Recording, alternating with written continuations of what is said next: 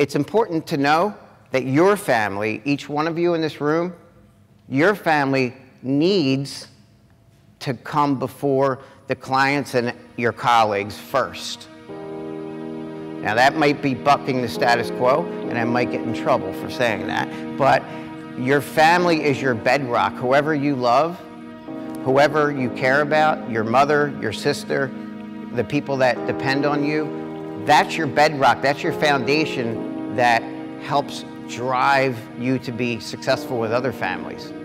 Because you know how they say on the airplane, I was just thinking about that today when they said, make sure you put your oxygen mask on before you help someone else. You don't just look at your employees that report to you and your technicians. Don't just look at them as though what they can produce for you as a tech. Look at them as people and look at them as, and ask questions of them. Ask about their kids, ask about their family, because that's the stuff that will result in building a relationship.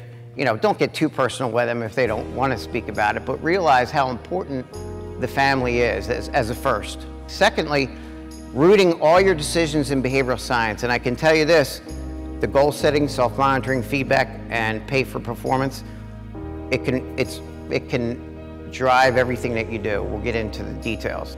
You got to realize that you're now in a situation, and everyone probably in this room, where you're moving from labor to leadership.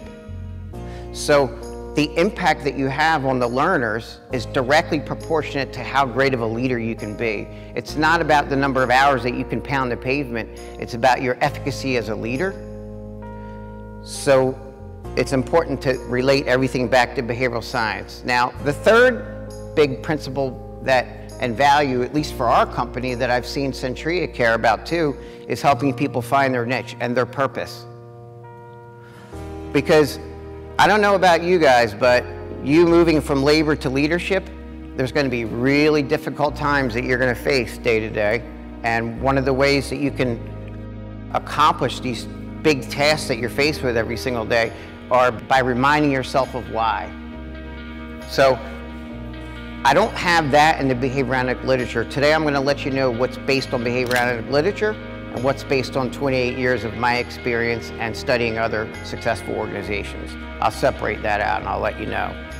But it's going to be important to know your why you do what we do, because don't get too caught up with the number of hours billed. Don't get too caught up with, you know, your Facebook posts. Don't get too caught up with things that are on, and get caught up with your why, for why you're doing it. Because the most difficult times in your life, you're going to find that you're going to get through it by reminding yourself of why you're doing it. I think Nietzsche had a quote, an ancient philosopher, "He who has a reason why can withstand any how." So you can deal with anything if you just keep going back to why.